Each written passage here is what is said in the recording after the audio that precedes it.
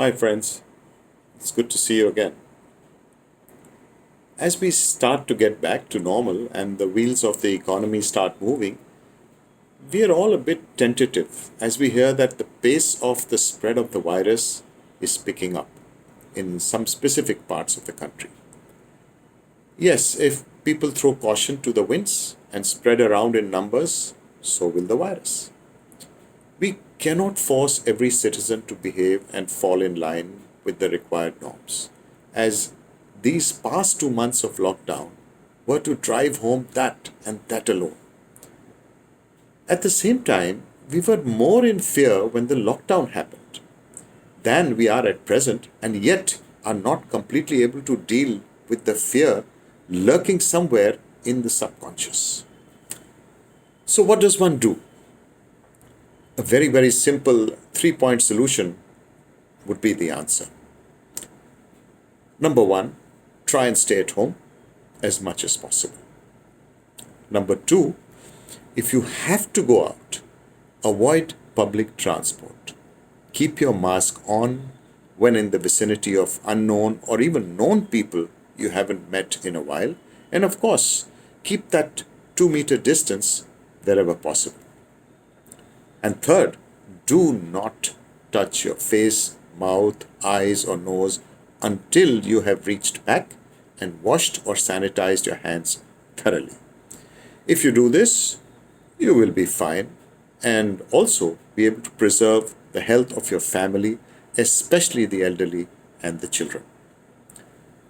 Anyway, while everyone adapted to the lockdown differently, we all came out looking at the future with a similar perspective of life, that of slowing down the pace and living a simple, healthy, and frugal life.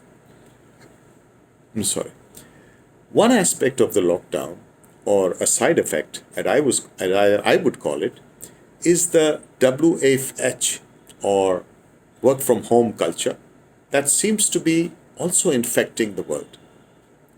Business houses wanting to utilize the time to restructure their business plans and strategy for the future, or a software company wanting to complete the ongoing projects as per already set deadlines, or the principals and teachers of schools wanting to complete their curriculum, or even the management gurus wanting to help you deal with the unprecedented situation, and many others like those, all went into a digital communication mode. And how? The previously rarely talked about digital communication platforms like Zoom, Microsoft Teams, Google Hangouts, Meet, Skype, and Cisco WebEx, etc., suddenly became buzzwords wherever webinars were being organized. And while digital communication was not new, the pandemic just fast forwarded the usage process. And in a matter of days, people across professions were glued to their screens, attending webinars and discussions online. What started as a once in a while activity became a no holds barred 9 to 9 affair. So let's try to decipher this work from home culture. WFH had a euphoric beginning. In the initial days of the lockdown, people enthusiastically shared online photos of their home workspaces. Then Zoom popularized its in call feature that allows users to change their background wallpaper during video calls. A blessing for those who felt their workspace has nothing to write home, or rather office, about. Work from home became hashtag cool. However, soon the inequalities of access and opportunity began to surface, making the price tag behind the hashtag more visible. When companies like Google and Facebook, among others, announced plans to extend work from home for employees across regions till the end of the year, it led to debates and discussions on the advantages and disadvantages and long term feasibility of work from home. Yet, many young urban professionals feel their everyday challenges regarding work from home, especially in India, have been missing from the discourse. Many are saying that you save money while they work from home. I have a friend who wants to meet them, virtually of course, and tell them his story. He works in an NGO in Delhi, has been paying double the electricity bill ever since work from home began 2 months ago. Normally his power bill was 1,500 rupees a month. Last month it came to rupees 3,000. He says, and I quote, "Earlier I hardly used the air conditioner at home. Now it's switched on two-thirds of the day and the weather is only going to get hotter." Unquote. His salary isn't that big, and even a slight dip in his disposable income makes a substantial dent. It is a double whammy.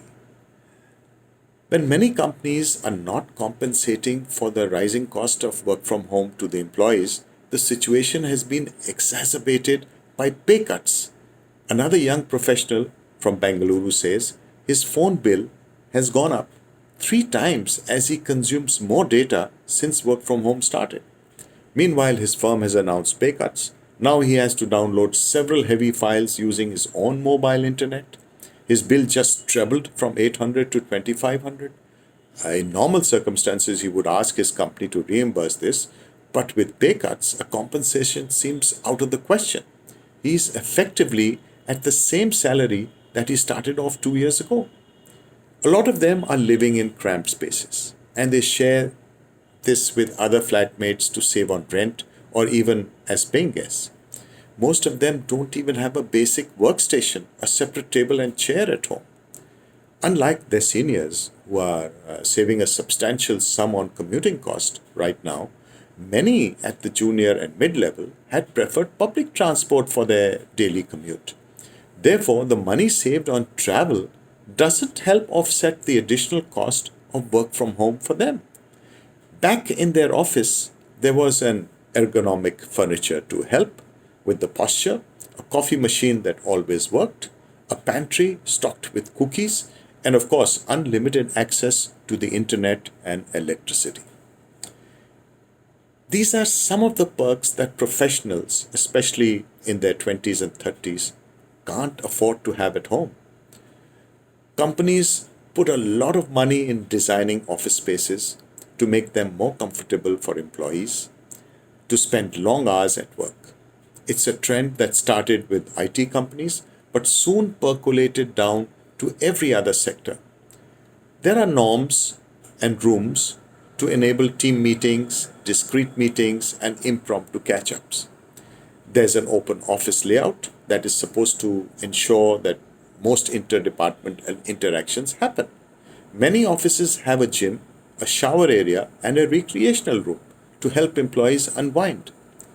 Little touches like indoor plants and an earthy color scheme add to the appeal of an office space.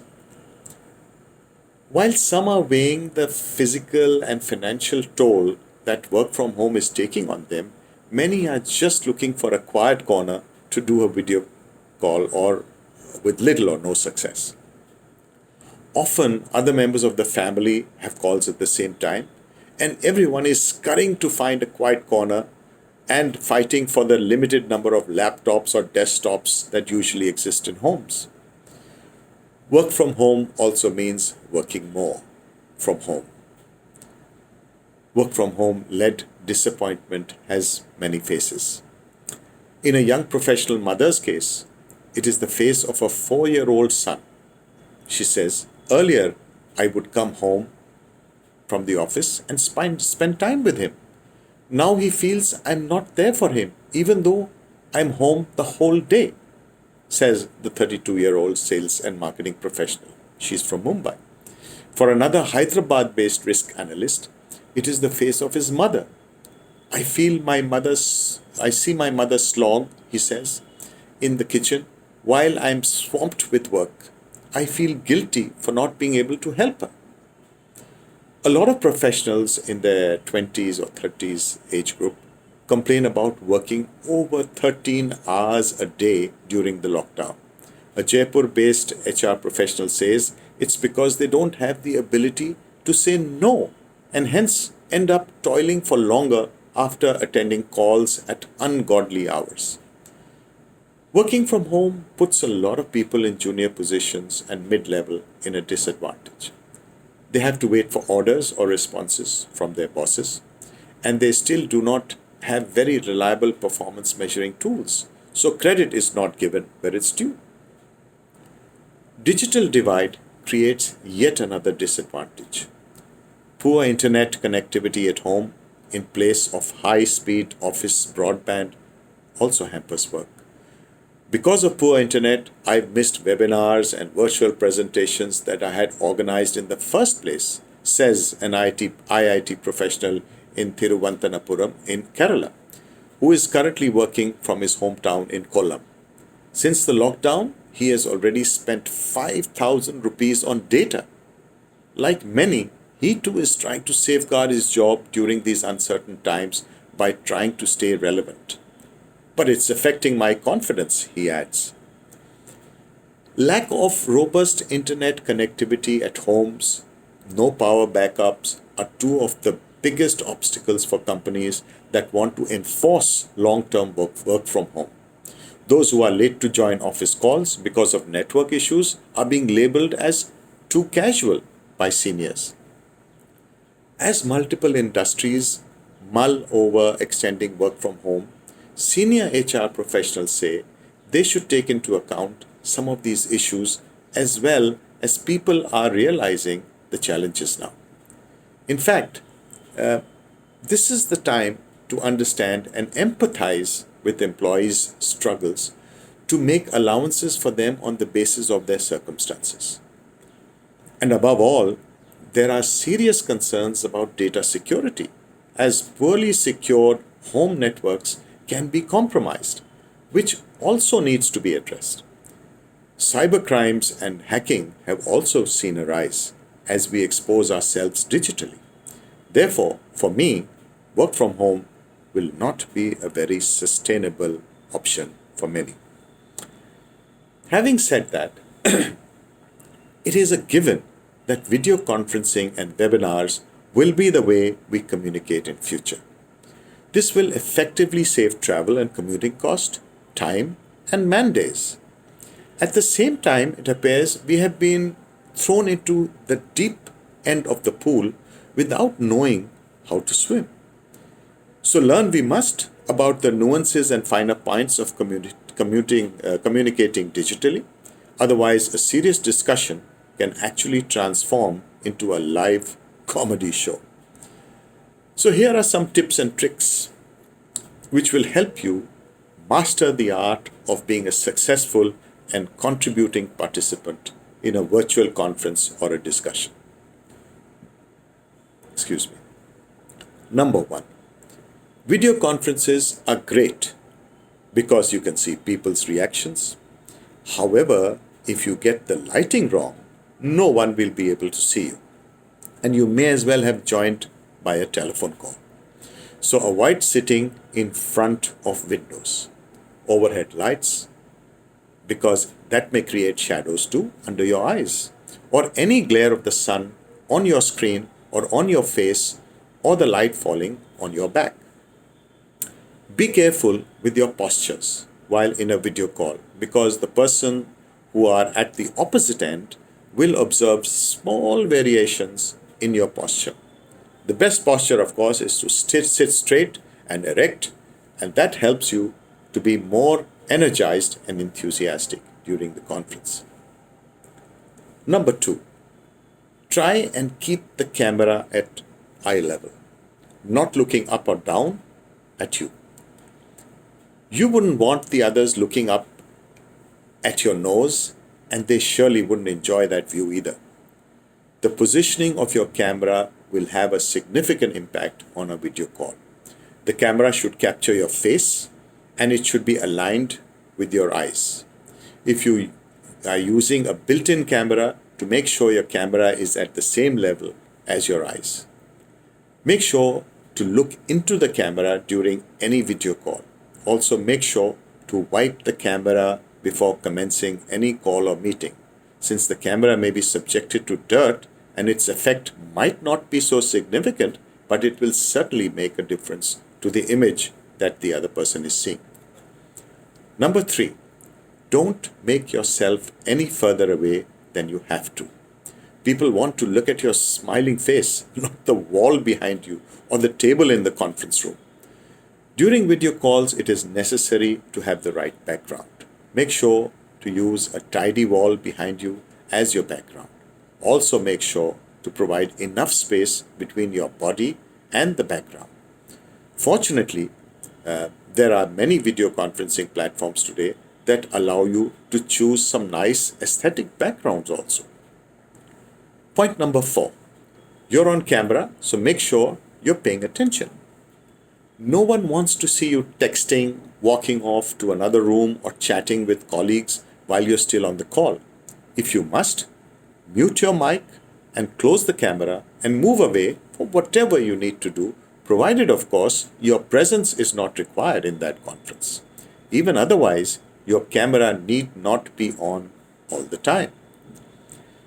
Just because you can hear your own voice doesn't mean that others can.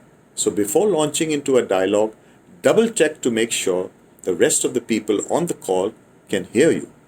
Don't be afraid of going on mute either when you're not part of the conversation. Phones can pick up a lot more background noise than people think. No one wants to listen to shuffling papers, side conversations, or the rattling of your keyboard. Relying on your computer's audio input and output might create some issues because of the background noise.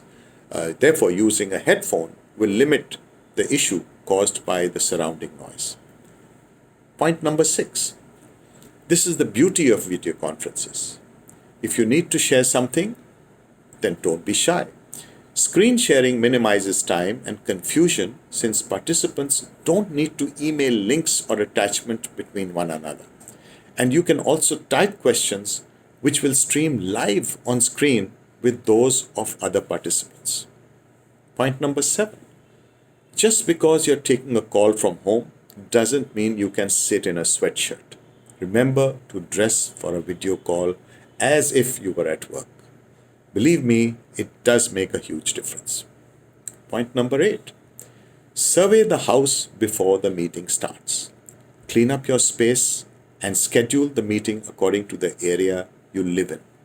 Neighbors singing and chatting loudly during your meeting or vegetable vendors shouting at the top of their voice is hilariously embarrassing. In that case, either close your door or change the room. Point number 9. Keep the audio on mute when not needed. In one of the meetings during the network lag, an employee commented that the manager is cheap and hasn't invested in good internet. Turns out everyone heard him, and you can guess the rest. Point number 10. Internet issues are pretty common. So in such situations, it's better you have just video conferencing and audio through a separate call. This helps in maintaining the discussions even while the internet reconnects and buffers sometimes. All platforms allow this option for separate video and audio inputs. Point number 11. It's best to inform your family members beforehand not to disturb you. A note on the door would help avoid an embarrassing interruption should your spouse want to know where you left the TV remote. Point number 12. Make sure to test all the equipment well before commencing a meeting or a video call. Also make sure to keep a backup equipment ready in case of any failure of the equipment in a video call. Next point is point number 13. Do keep all the necessary things like headphones, pen, notes, notebook, chargers, water bottle, etc. near you. Make your notes on a notepad as you go along. And finally, very important point, number 14, avoid combing or adjusting your hair too frequently. Okay, so now let's see what goes on in a webinar. If you have attended a few webinars, which I'm sure most of you would have encountered situations such as these. When one participant can't properly access the audio, the online meeting room chat box fills up with call participants all typing in the same directions. In addition to all these chat assists, the meeting host is even given multiple verbal assists by participants eager to demonstrate their tech savviness in accessing a conference call. And what we end up with is a cacophony of voices, one speaking over the other.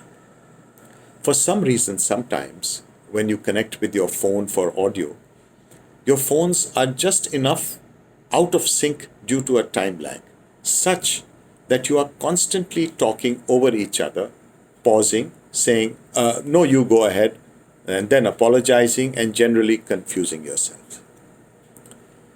Online business meetings at times can be an embarrassment for many, from a messy abode to accidentally burping and cussing on screen. The nightmares have been an absolute cringe. A founder of a startup marketing agency couldn't agree more. He describes, and I quote, I was on a group video call recently with a client and a colleague to discuss a new marketing campaign. As my colleague was exploring the presentation through his laptop, where he was constantly opening new tabs on his browser, we were able to see the recent adult websites he visited. It was an extremely embarrassing sight for all of us. Unquote. And kids bombarding between calls with a hassled mother trying to manage them and attend the meeting simultaneously is also a common occurrence, which you will agree you must have encountered at some point of time. As is perhaps also a situation where a dog wanting attention or a pressure cooker whistling for your attention, so you're there for lunch in time. I guess these are situations which somewhere or the other do enter the video conference situation that you are a part of. I could go on and on about so many hilarious virtual faux pas. So yes, bloopers happen every day, and most VC platforms record these proceedings, adding to their already piquant candid camera collection. I guess we all learn on the go. Have you heard of video call fatigue?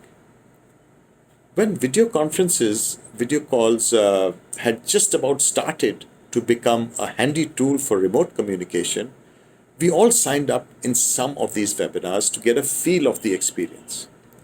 Since most of them were free access platforms, the participants who would log on would run into several hundred in number. Gradually, the scope of video conferences increased to specific subjects and learning or sector-specific knowledge sessions, especially in the context of surviving and coping in a pandemic world. And a lot of them were on chargeable basis thereafter.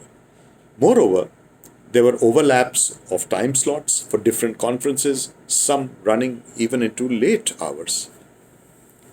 Similarly, teachers and kids trying to adapt to the new normal were stressed with the sheer exercise of understanding the features and nuances of these platforms, besides issues online, which muted and unmuted cameras and mics, sharing documents, etc. So much so that the stress build-up over the next few weeks emerged as what we now call video call fatigue. Those participating realized that they actually became stressed out just staring at the screen for hours, with little or no participation. One of the reasons is that the non-verbal cues that we typically rely upon during face-to-face conversations were missing. Our brains have to do additional work to fill in these gaps. Also, multiple persons on the screens can cause continuous partial attention. Nothing much gets done as you spend most of the time listening to people talk. Seeing your own face on the screen can also make you more self-conscious and create more pressure on you to perform. Moreover, some other side effects include the damage that the blue rays emitted by the screen can cause to the eyes and the sleep center of the brain. This leads to insomnia by affecting the circadian rhythm. Insomnia can cause irritability, fatigue, and loss of concentration. Eating timings go for a toss, as do eating habits. Comfort eating can lead to acidity, weight gain, and fluctuation in blood sugar levels. Bad lighting in the room can also play havoc with your mental fitness. To avoid such situations, reduce the number of meetings and make each one short and crisp, and take a break between meetings. So, till we have 5G, we will struggle to have an ideal virtual conferences and face the challenges I just shared with you. Will this work from home survive after the pandemic? Perhaps not to the extent we think. We are social animals and will get homesick for office very quickly. Perhaps a 5 or 6 day week at your workplace may be reduced, but an office will always be necessary part of our work culture. Let's wait and watch and see how this evolves. Till then, stay healthy, stay safe, and keep smiling. See you again soon.